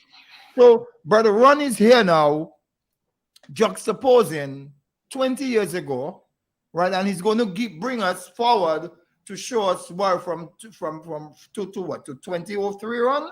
You want to bring us to that. However, in between, we have seen what we have lost. We have lost an agricultural industry, according to you. We have lost a medical industry, including Ross and what have you. We have lost Coca-Cola. We have lost Juicy Factory. We have lost a whole set of enterprises. Everything. Which was the basis for all money, brother? Where is all money today in our economy? That's my question. Yeah. That's a critical, very critical point. Because if you don't generate your own revenue and circulate that revenue, so it has the multiplier effect, what happens is that your economy evaporates. And that's what's happening now in the economy. There's reduced demand. Even rum shops are closing down. Businesses are closing down. Cabaret closing down. Cabaret. The Chinese, Tell me Cabaret. the Chinese have a philosophy to invade the world. So they subsidize the operations. It doesn't matter to them. But I'm asking, where's all money? Where's all money to counter that? Where is the Dominican old money? And we see what that old money is doing. I thought that was going to show us what that old money is doing. Where is it? And folks, when we talk about old money, we mean the old bourgeoisie, right? And that money is still there. Particularly, we see that money in the rentals to the Chinese. because it's still local Dominicans that own the stores the Chinese are operating in at high rents. Where is that old money? What is all that? How is that old money supporting the destruction of our economy, brother? Because there are a lot of aiders and abettors. There are a lot of them aiding this, what is happening, this madness. So what they have done is like they have actually just ripped off the financial umbilical cord attached to Dominica for her economic survival, and attach it to their ambitions of thievery and dishonesty to get rich overnight. And that is just, all of that is just to hold on to power in order for them to remain in office without any form of accountability and consequences. But Maslin, remember Maslin, the old money where I want to go, the old money is supporting that destruction. The old money is not challenging the destruction. You see the old money into supermarkets. You do not see it into agriculture. You do not see it into manufacturing. But you see it in, I don't want to call it supermarket names, I know, but you see it. But they're part of the problem. They're part of the problem, sir. That's what I'm saying. That's exactly what I'm saying. All money is part of the problem. The old money does not help to liberate the economy. It helps to colonize deeper the economic relationships we're experiencing in Dominica. Brother. Yeah, but the funds that we have generated from the CBI, you look at a guy who is selling minimal passports, and the man is buying assets in Roseau, conspicuous consumption in Newtown, all over, Goodwill. And this guy is a small passport seller. You take a big passport seller, the guy is going to make significant commission. And then the sales, the proceeds of the sales of the passport, it has to remain with him.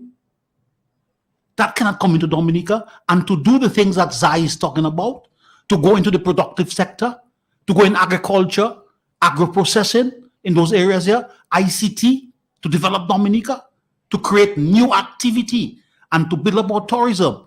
We're going to start up very soon with cruise arrival, October cruise arrival. Yes. And look at the state of Roseau. Look at the state of the port. Are we going to put back those old buildings there again? Are we going to look like a... It has been moved out.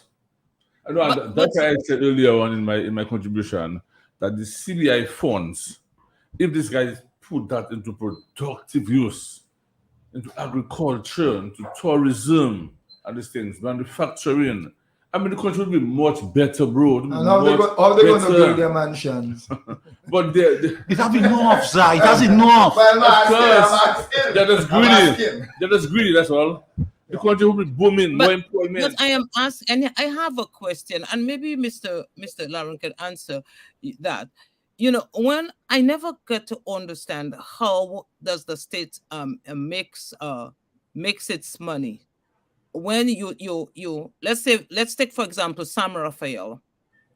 He's a passport seller, and he's a hotel developer. He sells his well well his passports, but from the looks of it, it's his passports. And you know, he gets all of that CBI monies. I wonder what percentage goes into the government's coffers, or how is it done? Because I see the passport sellers like living like millionaires in Dominica, living like the folks in Dominica. And meanwhile, apparently nothing gets back in our coffers, because the month end gone, I understood that they really scraped the bottom, the tin, the baby's cash tin, the baby's piggy bank for them to pay civil servants. They could barely pay civil servants. So where are those monies? Plus all the monies that they claim that is outside there, that this man spoke about, that is outside of the country. We know that they did not go into parliament to pass, to agree on having Dominica's money outside of Dominica. How are we going to ever, retrieve those monies if it was not a legal arrangement to have those monies outside there? Like, I'm hearing so much about Anthony Hayden. Anthony Hayden, and he controls Dominica's money. He has the bulk of Dominica's money, doing whatever he pleases. If he feels like giving Skerrit some monies, then he disburses some. How is that working? How I just can't understand how this is done. How you sell our sovereign asset, because a passport belongs to a country. You do not own a passport. The passport belongs to the state because it's sovereign asset. How do you sell a sovereign asset, and then when the funds come, you pocket the funds? How is that done?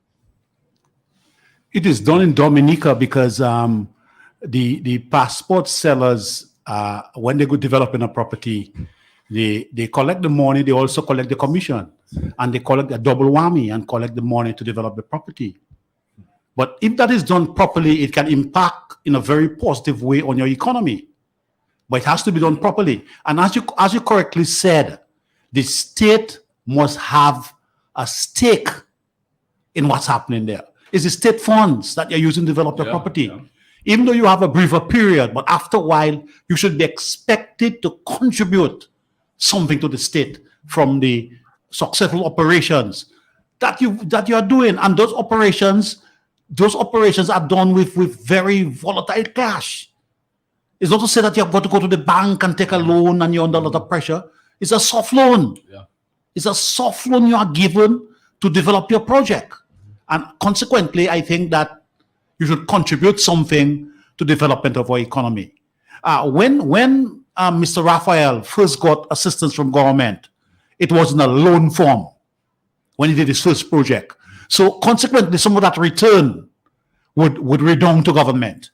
But I'm not suggesting that's the way to go. I'm suggesting that we invest properly in a variety of projects, but to ensure that there is some return for the government of Dominica.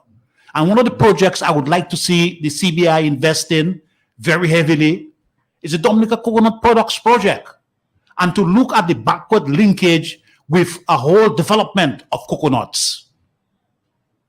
But Ron, you spoke of Sam Raphael and his relationship with a loan relative to CBI.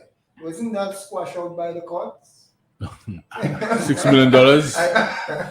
I'm serious. That's a serious question, bro. I see you smiling. I think it was. The loan turned into what by the courts? What did the courts turn that loan into? I'm not too sure. You're not too sure. Okay, I understand. Yeah. All right, good. But we know that he was not liable for that amount of money at the for now. For now. All right? Yeah. Good. You want to take a break and come right back? South 754. Let's get 1 or 2 callers on the line, and then we'll be right back. Ladies and gentlemen, as a Calypsonian, I'm here to sing the truth and only the truth. Yeah. Oh, yeah, yeah, yeah.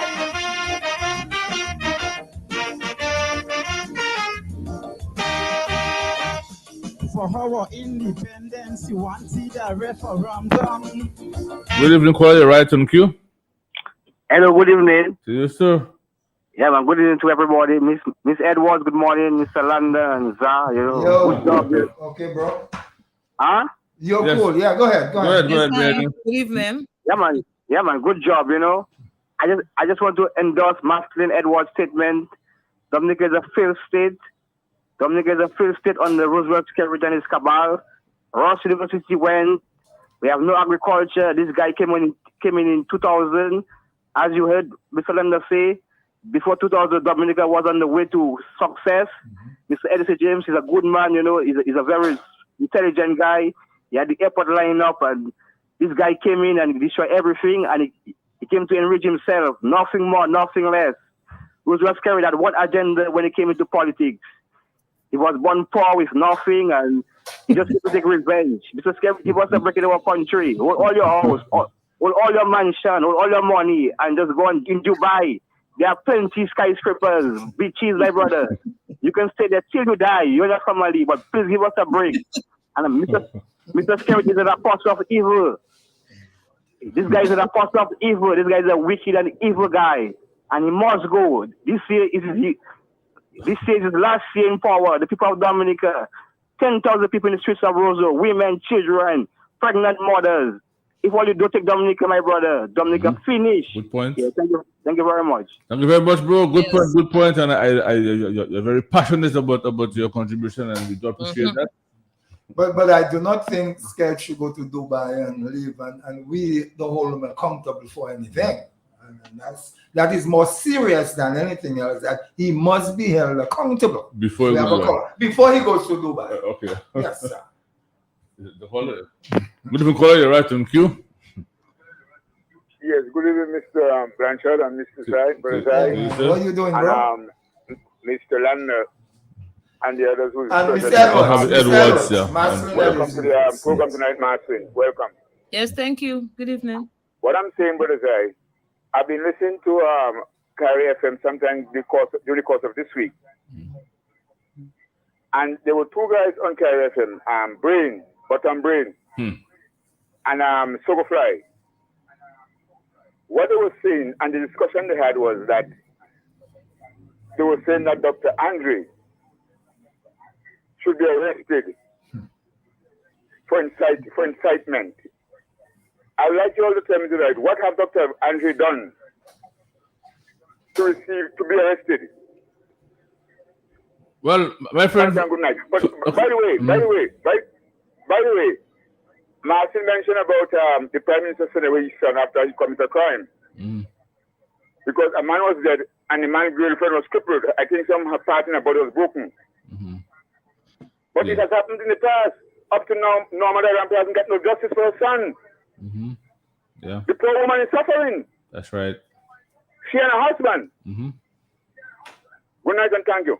All right, but bro, in respect to what these two stooges on Kyrie FM, you don't expect anything better from Bottom Brain. I mean, Bottom Brain sits on his brain, so you really don't expect him to say anything better, right? This guy still talk a lot of nonsense. I mean, I've not heard Dr. the judge, even Andre, say anything that anywhere close to incitement.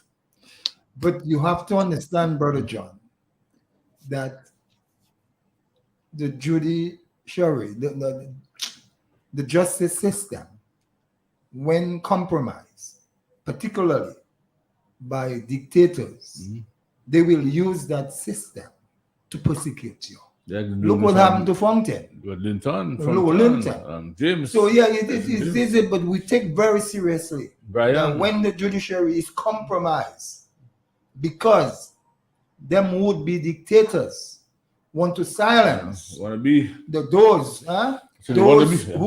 whose voices are really reaching the poor, reaching the uneducated, raising that level of consciousness.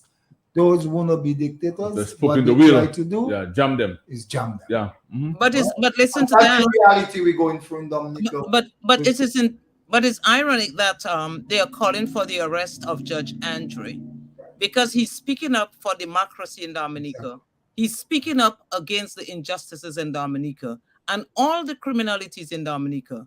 But they are the same ones, that who sit and enable pedophiles on the very same radio station, and they don't see that these pedophiles need to be arrested, but they're calling to arrest the judge. Well, they do not arrest themselves. Decent. Can you imagine that? Yeah. So that is a clear sign of a failed state, a state where right becomes wrong and wrong becomes right. Yeah, you continue mentioning the failed state, but you must also remind our listeners, Marcelin, that a failed state is very dangerous. It's a very dangerous place to be. Well, we can see that when you have people being gunned down high daytime, at lunchtime, in the day, for a chain the man has on his neck. He's been gunned down in broad daylight. And the guy just walks away casually like he did nothing wrong. Then the decadence is real. It's real. When the Prime Minister's son I couldn't say, I don't know what the circumstances are, but the mere fact he took his son and sent him away while the man is dead and we heard nothing about the investigations, that does not sound like there's any justice there. That sounds more like the Murdochs. You just came from the States. You know about the Murdochs. That sounds like the Murdochs. How do you do that? I don't understand how you do that. And no one is saying that his son is guilty, or no one is saying that. But how do you do that? If it was the other way around, what would you have done? So it's criminals protecting criminals in Dominica. Exactly. And the police force is one of the main issues and the main enabler of the criminality that is in Dominica. Well, without the support of the police force, the dictator would not exist. He can only exist because the police force supports him. And the list, yeah. You know, without that support of the judiciary and the police, a dictator cannot UPP, the court, cannot police, exist. yeah. So we know what's going on, and then we should know what to Let's do. take this caller. But let's take a call. Good evening, caller. You're right on cue. Yes, good evening to you, Mr. Blanchard. Good evening to Yes, you, sir. my body desire. Yes, man. Good evening to you, Mark Flynn. Yes, hi. Good evening to all the hardworking men and women of Dominica. Again, I really want to commend you all on a very, very, very informative program. Just to piggyback on something that Mark Flynn said, the young guy for Roosevelt carried. I mean, based on the information I received, that the guy was intoxicated. I mean, even if I'm not too sure who was wrong, but the main fact that the guy was under the influence of alcohol, this guy should have been in jail for driving under the influence of alcohol, including involving himself in a vehicular homicide. But again, a failed state, that's what you will have in a failed state. When it's not no gas, no power, I mean, that's what you expect. And Dominicans, again, we need to take back our country. Take care now. Thank you very much, caller. All right, folks, it's right about 8 o'clock now. It's 3 minutes after the of 8 o'clock, so we actually need to wind up. I know you have quite a lot to say still, but we really cannot go through all of it tonight. So perhaps we could just round up one or two more points, and then we could continue next week. Okay. What I would like to say, I enjoyed the discussion. The discussion was very good tonight with Blanchard and the young lady. I think we need to have more and more of those discussions. We need to encourage people like Dr. Andre to speak more and more. And we need to engage persons in those discussions and in activities. Dominica, I don't think is a failed state as yet. If you compare Dominica with Haiti, Haiti is a failed state. Dominica is not yet a failed state. But there are degrees of failure. We still have a chance to take back Dominica. So let's do whatever we can to restore Dominica, take back Dominica and to restore Dominica, because Dominica still has a lot of potential. I like your optimism, brother Ron. I really like your optimism, but there are degrees of failure. Eh? We may not be at the state of Haiti, but we get in there slowly. Ron, can you just a quick comment from WhatsApp? The person is asking, why is Land singling out DCP for CBI investment? There are a number of industries that should be included: tourism, manufacturing, the health services, ports, etc. Yes. I'm singling out DCP because I see the potential with DCP as an entity and with the backward horizontation with the coconut industry. If there are other entities that are worthy of CBI contribution, contribute to them because we have a lot of money. But right now in my face, I'm seeing DCP, where DCP was and where it's today. And you got a young NASIF guy trying to make it happen. Let's get DCP. We've done it already. Let's do it again. Let's get it back to that level. Notwithstanding, water is an area that I'm very much interested in. If there's a good developer for water project, we should go along. That's right. And get a water project going in Dominica. And if whoever is making the observation, there's any other project that is interested in, let there be. No problem with that. Very good. Yep. Marceline, your closing comments? Okay, my closing comments are the fact that I want to stress on the need for future reforms that is going to rehabilitate and redefine the integrity we know that is present in the hearts of mind and minds of our proud Dominicans. It is imperative that we Dominicans redefine our purpose with a strong sense of civic mindedness in achieving what is beneficial to us, what is beneficial to our children, and the common good of our nation. And it is also imperative to remove the Skerrit regime by any means necessary from the position of the Prime Minister, so that the nobility and dignity and respect that we once had as a nation can be restored. He does not want voters' ID cards because he knows that he cannot trust the voters' ID cards, because the voters' ID cards will not enable the systematic stealing of our elections. So we have to stand up and demand electoral reform in order for us to reform our country, our economy, our democracy, reform our law-abiding citizens. Because what is happening now, we are losing our society to all sorts of crimes.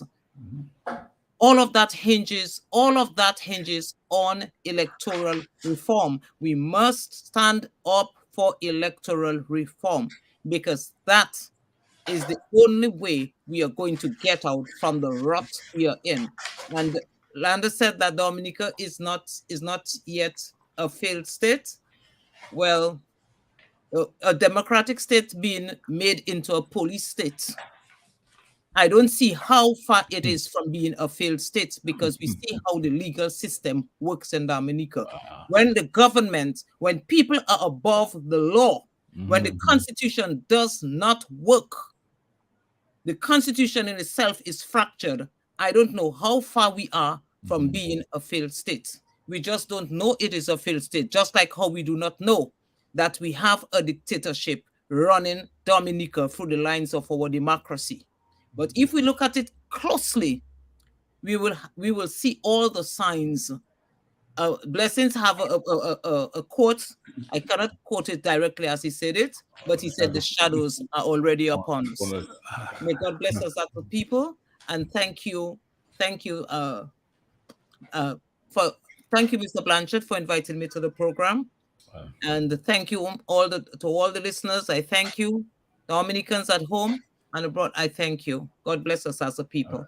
Thank you very much, Basin. Taking time off your busy schedule to be here with us. Of course, we will continue that discussion next week, because I sense that we are somewhere midway the discussion, and so we have lots more to discuss. So if you're available, of course, we can always link up again to continue such an important discussion. But just before we close off, my brother David C. Joseph, I can call his name safely. I don't think he has an issue with that. Said the government did not choose to proceed with the case against Sam Raphael, so it was thrown out for want of prosecution. They knew what they were doing, his payment for jumping over. And I support the comment 100%, my brother. That's exactly what happened. Want the prosecution, so you just don't present any evidence, any information, and that's it. Well, they didn't Showed out. they just didn't show up. But Yeah, anyway, we show up. we can get to that another time. But let me close up, please. Yes, sure, you're quickly. And Ron Maslin, good Yes, contribution, sir. brother Ron. Thank good you. contribution. And as the discussion on a failed state is a very interesting discussion. And we know when we look at states that are crumbling, we see their degrees of failure within that state. While Dominica may not be on the standard of Haiti at this point, with gangs rampaging all over the place, within our own culture, we are seeing things we have never seen before. The kind of murders, senseless murders. Women getting shot where? Huh? That did That not didn't happen there, you know. I don't know where it happened, but if it's not, we better correct it. I think it's Trinidad. Okay, but what I'm saying is the corruption. We have spoken about that over and over. The corruption itself, I agree with Martin, is a condition for a state to fail, because the corruption is so huge. You're talking about $8 billion we cannot account for. This is very huge. All right, so it will be very nice for us to live here tonight and not ponder, no? But take the position that Dominica is not a failed state. It will be very nice. That is utopic. Yeah. But we live in a dystopia at this point. We live in a very chaotic culture. Something we have never experienced before, never experienced before as Dominica. Highest level. So I think it is very important to emphasize that the state is failing. It may not have failed yet. Not failed yet. But this brother, I think Franklin Barron, who is based in St. Kitts, economist, warned us. He warned us a couple of years ago that Dominica is slowly becoming a failed state. And if we do not set ourselves up, we're going to have the kind of destruction we do not expect to see. I have a slight in opinion, because to me, a country with that high level of corruption, where you have the leaders have no respect for the law, front the law as they want, they disrespect the constitution as they want. You are now at a stage where you can hardly even meet your expenses in terms of paying your salaries and pays and your like workers and so on. At a stage where your GDP is like 100 and somebody go to 6%, debt to ratio debt to GDP ratio, 106 or 108% thereabouts. I mean, what more are we missing to be in a failed state? I mean, you have corruption in your face, broad daylight corruption, billions missing, billions out of our treasury that we cannot account for. And Dominicans are just sitting there saying nothing too. And brother, and that is where I want you to go. Dominicans are just we have passed that level. No, but you say Dominicans are just sitting there, absorbing this whole thing. And which they are already preventing the state from failing to the level where preventing the state from failing to the level where it can change, because they're just sitting there and absorbing it instead of fighting it. Okay. Instead of fighting it, they're sitting there absorbing it. So I really wish, right, brother John, that these folks were fighting it. That would actually hasten not the failure of the state, but the removal of the scourge regime from power. All right, folks. John, let me just add one little thing there quickly. The government, the regime in Dominica has created the environment for the failed state. It's just because Dominicans are of a law-abiding nature. That is why you're not seeing the failure. What is happening in Haiti is happening in Dominica. Because if Dominicans were like, they had the energy like the Haitians, it would be just like Haiti. Yeah, a continuous protest and killings and all that. You're right. Yes. You're right. Yes, it would have been just like that. But Dominicans are law-abiding people. Dominicans are easy people. Yeah. Well, this is what I'm saying, in a nutshell. That as long as they keep absorbing it, we're not going to go to the next. So I'll tell you something. When Dominicans act, their backs are really against the wall, You have pushed them enough, and then they'll push back. Which is very sad, huh? Yeah, very sad. But that's reality. But let me thank you for coming here this evening, and trust me, you had a very, very, very good contribution. And I'm getting countless number of messages saying how good the program was, excellent program, and they're asking for us to continue it next week. So we have no choice. We have to come back here next week to continue the program. So thanks again, guys, for being here this evening. And Marceline, do have a good evening. Marceline can join us too. She'll be joining us next week. Well, so long as it gives you okay to be on. Okay. I'm not sure if she'll have the time, but as soon as if Marceline has the time, then surely she'll be on with us next week, Friday, at the same time. All right. So take care and Yes, have a God good bless. weekend. You all. Okay. Well, Thank you, Good evening, ladies and gentlemen. As a Calypsonian, I am here to sing the truth and only the truth. Yeah. Oh, yeah, yeah, yeah.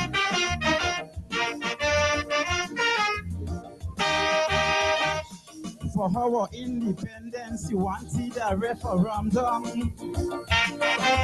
Talk and talk, you crack your mouth, mammo, all over tongue. But as soon as you won 1980 elections, we saw an increase on taxation. A lot of we leave the country and run. But as a true Dominican, allow me to voice out my opinion. Yes, you improve the conditions, but not enough to heal our frustration. So why should I run away to Canada or the USA? Well, madam, that is no joke. Put that in your pipe and smoke.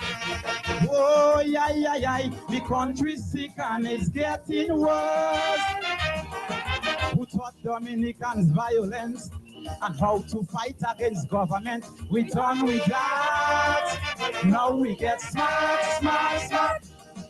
Who taught Dominicans how to throw stones and how to put government ministers home? We done with that. And now we get smart, smart, smart. A government who's in power and cannot pay its worker. It needs to put aside those were your words you cannot deny. Well, no more strikes will kill our country. Union leaders become ambassadors overseas. Dominicans get smart. We done with that. That's my cry.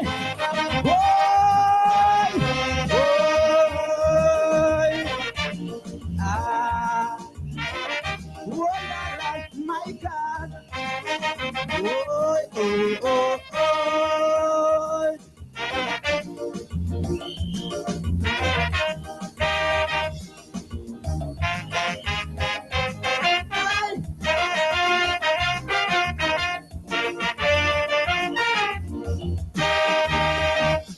You were our advocate, we did not hesitate to give you the mandate.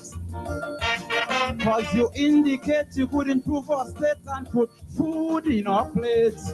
But as soon as you won 1985 elections, you said you'd improve education, but parliament is not on the radio station. For some form of consolation, you give us good words and better communication. Madam, it was your intention to heal our sick and dying nation, but it was a false impression to fulfill your ambition. Now you put us on probation, call us ungrateful last election. Why? Because we elect an opposition to stop calling politicians them and to avoid them rising up to fame. We